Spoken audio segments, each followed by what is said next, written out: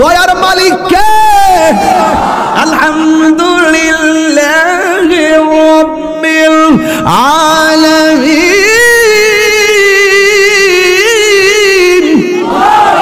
সমগ্র জাহানের রব কে?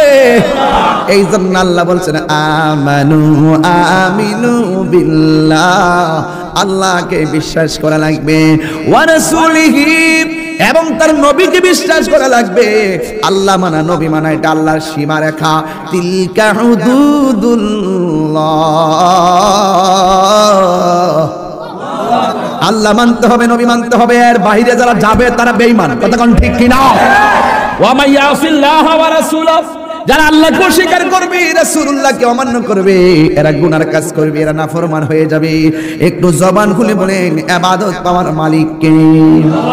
আমার নবী, আপনার নবী বলছেন, ও পৃথিবীর মানুষ, তোমরা ঈমানদার হতে পারবে না। লা ইউমিনু আহাদুকুম হাত্তা আকুনা আহাব্বা ইলাইহি মিন ওয়ালিদিহি ওয়া ওয়ালাদিহি ওয়ান নাসি আজমাইন, যতক্ষণ পর্যন্ত তোমাদের বাবার চাইতে, মায়ের চাইতে, সন্তানের চাইতে আমি নবীরে বেশি ভালোবাসবে না, ততক্ষণ পর্যন্ত তোমরা ঈমানদার হতে পারবে না। এখন প্রশ্ন হলো, ঈমান কি ব্রাহ্মণপাড়া বাজারে কেজি ধরে কিনতে পাওয়া যায়? আরো বড় করে বলেন। তাইলে এগুলা বুঝবেন কেমনে? কোথায় গেলে পাবেন? একটা কথা মনে রাখবেন, মুদি দোকানে গেলে মুদির মাল পাওয়া যায়, আল্লাহর ওলির দরবারে গেলে আমার আল্লাহ পাওয়া যায়। একটা হলো দুনিয়ার বাজার, একটা হলো প্রেমের বাজার। কথা কোন ঠিক কিনা?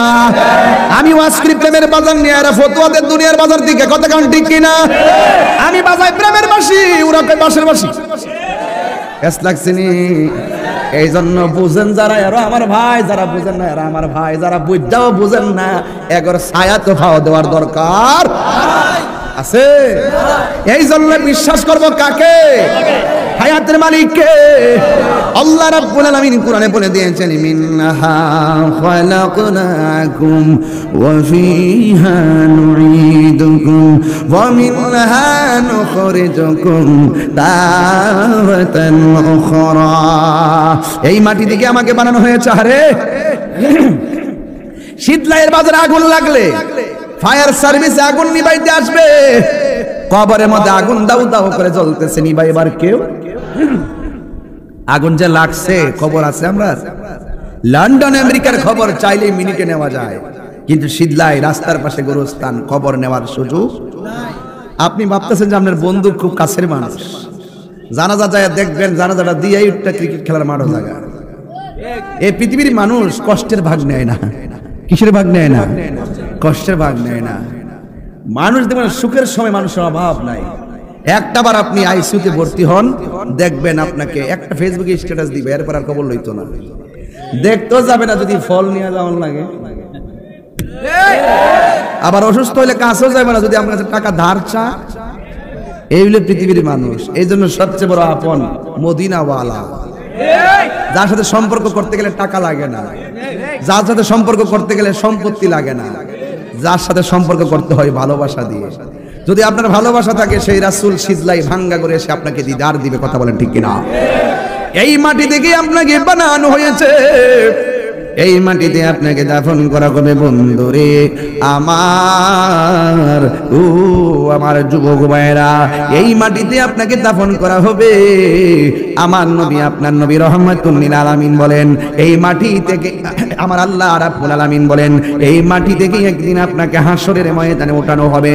হাসরের ময়দানে যখন ওঠানো হবে, আপনার গায়ের মধ্যে কোনো কাপড় থাকবে না, শরীরটা থাকবে একেবারে উলঙ্গ। আয়েশা সিদ্দিকা রাদিয়াল্লাহু তাআলা আনহা ডাক দিয়া বলেন, ইয়া রাসূলুল্লাহ, নবী গো, ও মায়ার নবীজি, উলঙ্গ অবস্থায় হাসরের মাঠে উঠলে এটা কেমন লাগবে? আমার নবী, আপনার নবী রহমাতুল লিল আলামিন ডাক দিয়ে বলে, ও আয়েশা, মানুষ যখন হাসরের ময়দানে উঠবে, মানুষের গায়ে যদি কাপড় না থাকবে, এদের ঘাটটাকে আমার আল্লাহ বাঁকা করে দিবে সূর্যের মুখের বরাবর। একটা সেকেন্ডের জন্য কেউ কাহার দিকে তাকাইবার কোনো সুযোগ পাবে না। সন্তানের সামনে দিয়ে মা চলে যাবে, মার সামনে দিয়ে সন্তান চলে যাবে। ও বন্ধু, কেন নবী নবী করি? হাসরের ময়দানে 1,24,000 পয়গাম্বর নাফসি নাফসি বলে কাঁদবে। সেই কঠিন মুসিবতে আমার আল্লাহ বলে, দাঁড়া, আল্লাহ আমাকে দাঁড় করাইছো কেন? কই তুমি বেহেশতের দিকে যাও কেন? কই আল্লাহ আমি তো নামাজি, এই জন্য বেহেশতের দিকে দৌড় দিছি। আল্লাহ বলবে মিথ্যা বলবা না, তুমি আমার সন্তুষ্টির জন্য নামাজ পড়ো নাই। মানুষ তোমার নামাজি বলবে, না পড়লে মানুষ তোমার মন্দ বলবে। মানুষের ধোঁকা থেকে আর মন্দ বলা থেকে বাঁচার জন্য নামাজ পড়েছো।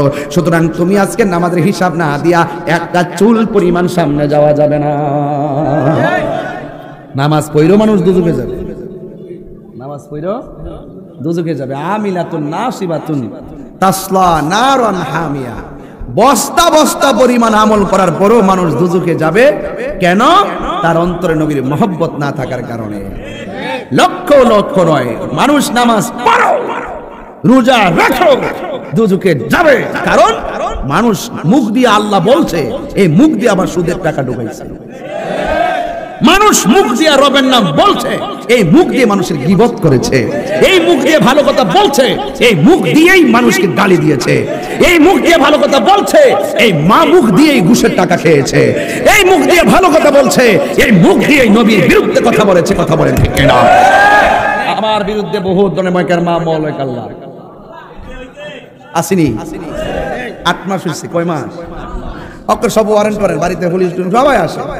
আসলে আমি কইছি আমার হাতের কবজাটার দাম আছে। আমারে কয় আচ্ছা আচ্ছা, কষ্ট হচ্ছে আপনাদের? আমি একটু বাড়াই সময়টা, হ্যাঁ 5-10 মিনিট বাড়াই। আচ্ছা একটু আমি বলছি আমার হাতের কবজার কি আছে? কেন বলছি জানেন? আমি বলছি আমার হাত দিয়ে আমার জীবনে নবীর বিরুদ্ধে একটা কথা লিখি নাই। আমি এই হাতের কলম দিয়ে কোনোদিন মানুষের বিরুদ্ধে মিথ্যা সাক্ষী লিখি নাই। সুতরাং এই হাতের কবজের দাম আছে, এই জবানের দাম আছে। এই জবান দিয়ে কোনোদিন আমি ওলি আল্লাহর বিরুদ্ধে কথা বলি নাই, নবীর বিরুদ্ধে কথা বলি নাই, আল্লাহর বিরুদ্ধে কথা বলি নাই, এমন কোন সিদ্ধান্তের কথা বলি নাই যে সিদ্ধান্তের দ্বারা আমার দেশের ক্ষতি হবে, এমন কোন সিদ্ধান্তের কথা বলি নাই যে সিদ্ধান্তের দ্বারা আমার ধর্মের ক্ষতি হবে। আমি আমার হকের কথা বলেছি, সেই জন্য আমার জবানের দাম আছে।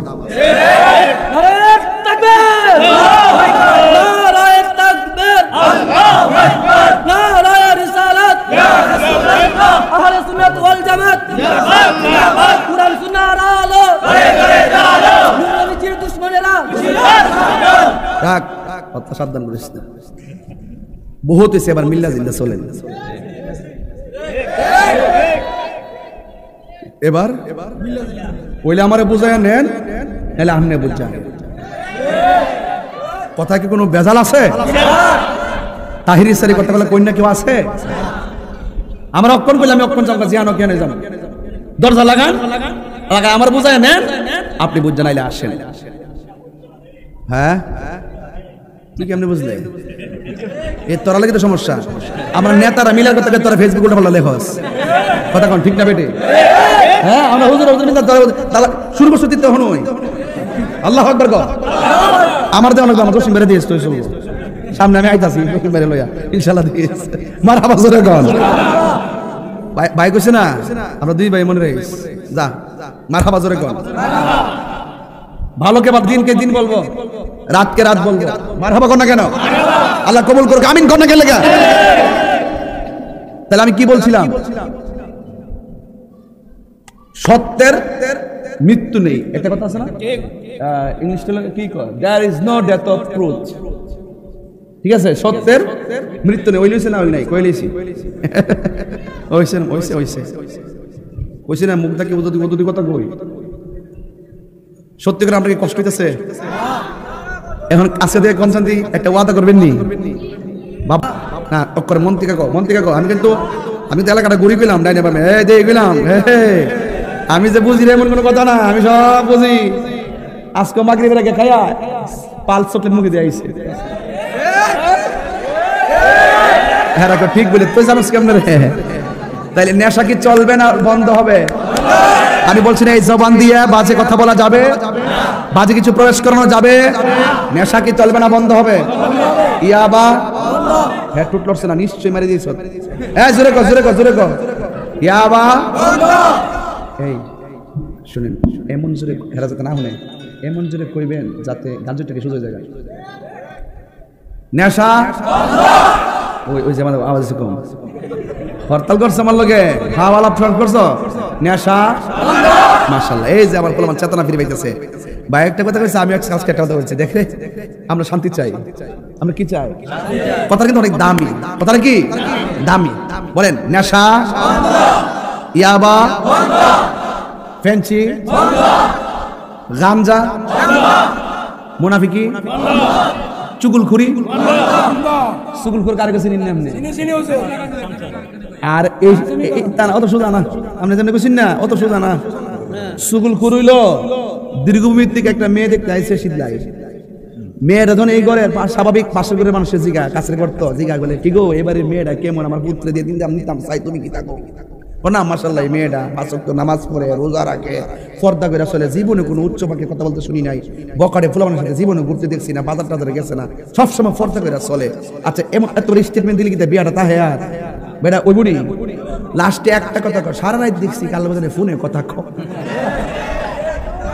এই চুগলখুর হলো সবচাইতে ভয়ঙ্কর মানে এদের 99 ভাগ থাকবে ওলি আল্লাহর মতো উপর দা নিচে দা পানি দেই নিচে দা গাছ কাটটা উপর দা পানি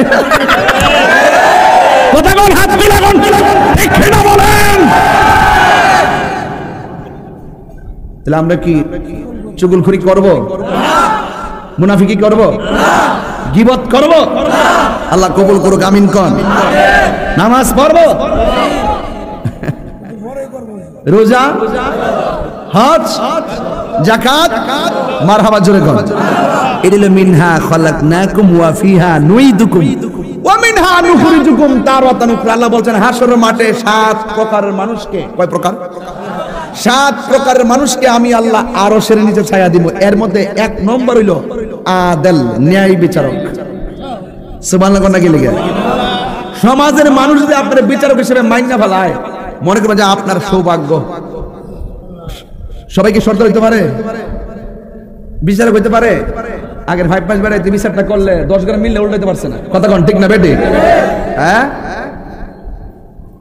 তো হাশরের মাঠে 7 প্রকার মানুষকে আল্লাহ আরশের নিচে ছায়া দিবেন এর মধ্যে এক শ্রেণী হলো যারা আদল ন্যায় বিচারক আর 2 নম্বর হলো যারা দানশীল ব্যক্তি আর 3 নম্বর হলো বাজার তার ভালো লাগে না মসজিদ তার ভালো লাগে সুবহানাল্লাহ না আমরা তো কিছু নামাজ এসে দেখবেন মসজিদে ঢুকিয়া গরির কাটার ফেলছে 1 মিনিট থাকতেই মুয়াজ্জিন দেখো আযানটা দেল ইকামতটা দেল আইন সময় হয়ে গেছে আর কেউ নাই কি শুনবা আর নাইলে কি থাকবো জানেন তাড়াতাড়ি লেগে যখন ইমাম সাহেব যখন বৈঠকে যায় যখন আশহাদু আল্লা ইলাহা ইল্লাল্লাহ আঙ্গুলটা তুলে দুরূদ শরীফ পড়তে পারে না পিছন দিক দিয়ে কাশি দেওয়া শুরু করে ইমাম সাহেবের মিস কল দেয় আপনি বিশ্বাস হলে আজকে আসার নামাজে প্রমাণ করেন এর জীবনে বাইরে কাশি দেয় না ভিতরে গেলে নামাজ বাতিল এই ইমাম সাহেবের মিস কল দেয় এটা নাম আমলের তাসির এগুলো যদি বলেন এগুলো করেন যেগুলো এই গরির কাটার দিকে তাকানো এমন কিছু ভাবভঙ্গিমা করা বা উদ্দেশ্য প্রণোদিত ভাবে তাহলে নামাজ কিন্তু হবে না কথা বলেন ঠিক না বেঠি আমরা দেশে কিছু মুরব্বী আছে 2 প্রকারের মুরব্বী এক প্রকার মুরব্বী হলো ফজরের জন্য আযানটা দেয় যেই মাত্র কানের মধ্যে একটা আওয়াজ আসে কইতাম নি বাজান আসসালাতু খায়রুম মিনান নাওম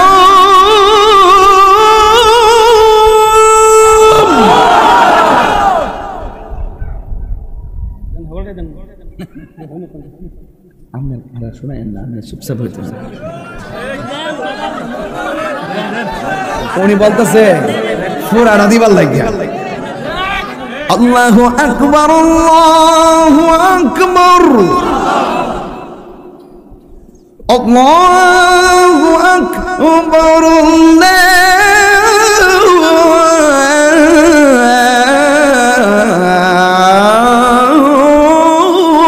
আকবার أشهد أن لا إله إلا الله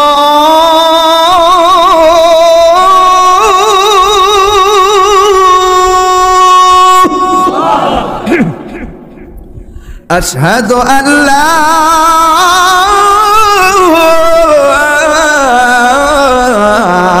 إله إلا الله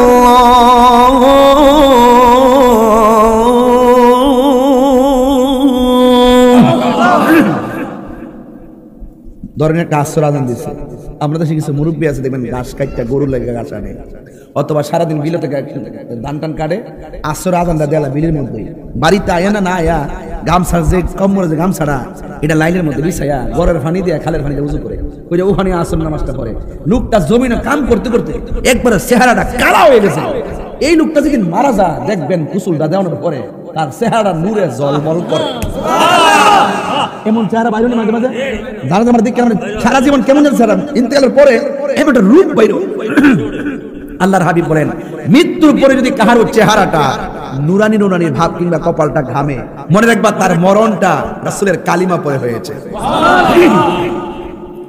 আমরা দেশে কিছু মুরব্বী ফজর আযান দেওয়ার পরে দেখবেন ওই ফুসকুড়ির নিচে ঢুইকা ঘাটলাসে যায় উজুটা কইরা শালটা মুরা দিয়া তেত্তরায় মসজিদের জায়গা মুরব্বী শাসি জিগা কি আর ওদি আধা ঘন্টা সময় হন জানকে কি লেগা দূরু আদান দালাইছে মসজিদে গিয়ে বই হাতাই মসজিদে গিয়া বইসা দেখলো রাসূল বলেন নফল ইবাদতের সওয়াব হয়ে যায়। রাসূল বলেন যাদের মনটা বাজারে টিকে না মসজিদের দিকে ধাবিত, এই লোকদের জন্য আল্লাহ পাক আরশে আজিমের ছায়ার ব্যবস্থা রাখবেন। তাই মসজিদে গেলে ধৈর্যের দরকার আছে না নাই? তাড়াহুড়া করা যাবে, বসে বসে দুরূদ শরীফ পড়বেন, জিকির আজকার করবেন, কোরআন তেলাওয়াত করবেন, বেহুদা কথা বলবেন না। মসজিদে দুনিয়াবি কথা বলা কি হালাল না হারাম? হারাম বলবেন না, কই দেন দরবার এগুলো বলবেন না। এরপরে রাসূল বলছেন যে যেই ব্যক্তি নামাজের জন্য মনটা দিবা না, দেখবেন কিছু কিছু মুরব্বী আছে খাওয়ানোর টাইমটা গেলে দুঃখ করে না, কিন্তু নামাজের টাইমটা ছুটে গেলে এরা আফসোস করে। রাসূল বলেন এই প্রকৃতির মানুষগুলোর জন্য আমি আল্লাহ আমার আল্লাহ আরশে আজিমের ছায়ার ব্যবস্থা রেখে দিয়েছেন। আরেক শ্রেণী মানুষ জিকির জিকির আল্লাহর জিকির শুনলে সে ফানা হয়ে যায়।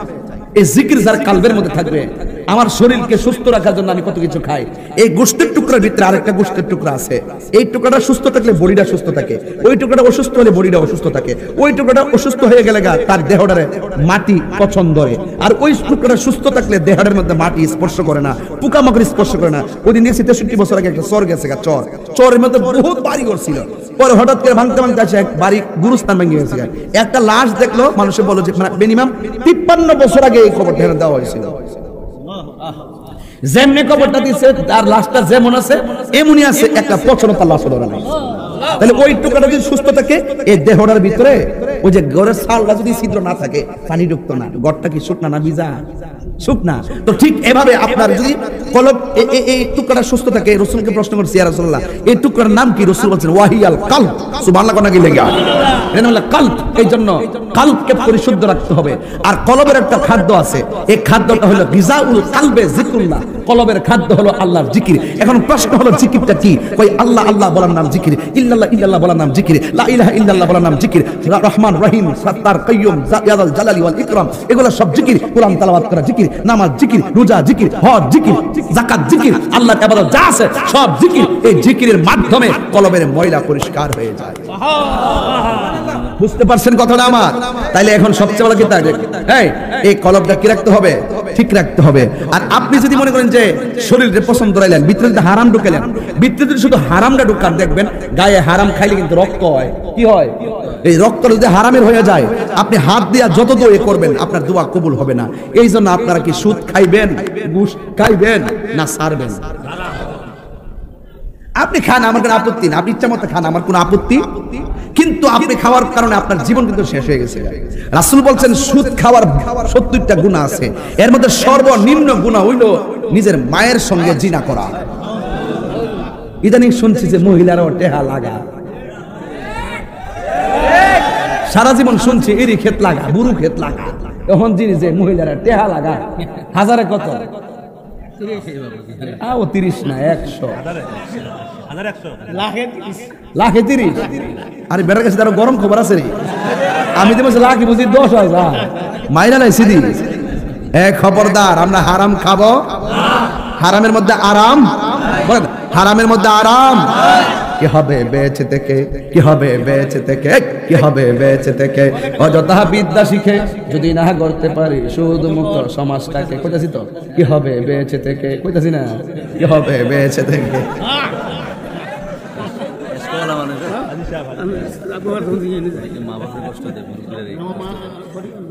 রে আপনি ফুতা চিনি না, আপনি ফুতাতে একটা কথা কয়ে যায়, এই বেড়াটা যতদিন থাকবো ঘরটাতে একটা ছায়া আছে, এই বেড়া গেলে গা বুঝবা যে ছায়াটা কি জিনিস। আমি আমার বাপ হারাইছি, আমি জানি, জীবনে কোনোদিন বউ জীবন যা আছে ঘরে কয়ে দিবে, এই খবরদার আমার বাপকে কষ্ট দিস না। এই বাপটারে সম্মান দিয়ে ইজ্জত দিয়া বিদায় দিবেন। বাপটা যদি কান্দাই দেন জীবন শেষ হয়ে যাবে। আমি আমার বাপটার হারাইছি, আমি জানি বাপটা হারা ব্যথা কত।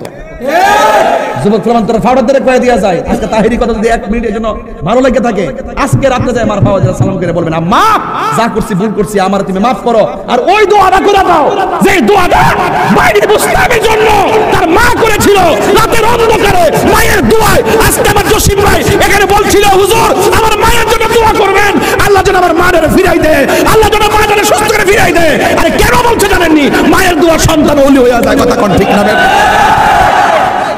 মায়ের দোয়া সন্তান কি হয়ে যায়?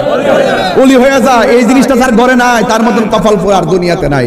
তবে থাকতে মর্ম বুঝি না, গেলে গা বুঝি। হ্যাঁ, তার আম্মা নাই। আরে দেখছেন কি অবস্থা, তার আম্মা নাই দুনিয়াতে। আল্লাহ যেন ওনার ছেলের তার মায়ের জন্য আল্লাহ জান্নাতবাসী করে। আমিন কোন গেলে গে আমার বাপরে হারাইছে আমি বুঝি। এই মা ডারে ধরে দিলা, এই পরশুদিনও যায় কই কি গো, আর মাথায় একটা তেলের বোতল লইব, ফুতরে তোর চুলরি আওলা জ্বলে গেছে, ফুতরে তুই তো দেশ না মাথার তেল নেই, পিছন দিক দাইয়া হুট করে মাথা তালুক দিয়া এমনি দেওয়া শুরু করে। মারহাবা জোরে গেতেন না? এটা কি তেল না দোয়া? আর কথা কোন গেলে গা মারহাবা জোরে গন। রাত্রেবেলা যখন যায় শুয়ে থাকলে মাথার একটা মোড় দিয়া দিয়ে ঘুমাইতেছে। আলহামদুলিল্লাহ গন। এই পৃথিবীতে সবাই স্বার্থে দোয়া করে। আজকে যে আমি আইছি আমাকে হাদিয়া দিব, জানেননি? দিবনি? নামাজ নয়, বাস্তব কোন গেলে দেয়নি, সম্মান করিনি। আমি আমার বাড়িতে মাহফিল হুজুরের সম্মান করি না। মার কি দোয়া নিতে গেলে কি মার কোনো কিছু লাগে? এই পৃথিবীতে আমি বলি না যে আমি টিহার বিনিময়ে দোয়া করি না, এটা আমার দায়িত্ববোধের জায়গা থেকে দোয়া করি। আপনারা আমাকে সম্মান করেন, এটা হলো আলাদা জিনিস। হাদিয়া দেওয়া সুন্নত, নেওয়া সুন্নত, এটা একটা তরিকা। কিন্তু সিস্টেমটা হলো এরকম যে পৃথিবীর মধ্যে দুইটা মানুষ নিঃস্বার্থে দোয়া করে, একটা হলো মা আর একটা হলো বাবা। আপনি এসএসসি পরীক্ষা চলতেছে এখন, ওই যে আজকে বিল্লাল তার মেয়েটা পরীক্ষা গেছে, 2টা পরীক্ষা মনে গেছে, বাংলা আর ইংরেজি গেছে মনে হয়। আজকে কোন জায়গায় ঘূর্ণিঝড়ের কারণে একটা পরীক্ষা স্থগিত হয়েছে। আমি আবার পরীক্ষার্থীর জন্য কিন্তু একটা শুভেচ্ছা বার্তাও দিছি এবং তাদেরকে পাইছি না ভিডিওটা পরীক্ষার্থীর জন্য দিছি যে তারা কিভাবে যাবে হলে, কি করবে, নিয়ম নীতি কি করবে।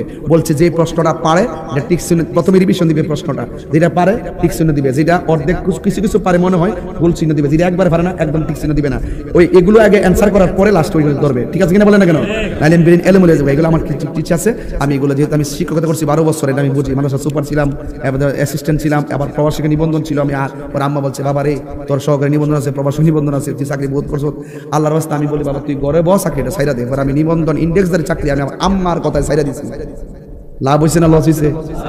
মা যেটা কইব বুঝতে পারছে লস হইতেছে, হাকিকতে লাভ। হাকিকতে কি ওই 14 বছর আগে 15 বছর আগে কি করতে করে দিছে। এখন 15 বছর পরে বাড়িতে সকালবেলা মানুষ ঢুকে 150-200 বাড়ি যারা জান দেন না, বাড়ি থেকে লাইন দেয়, ও লাইন পর্যন্ত সড়ক পর্যন্ত গাড়ি ভর্তি।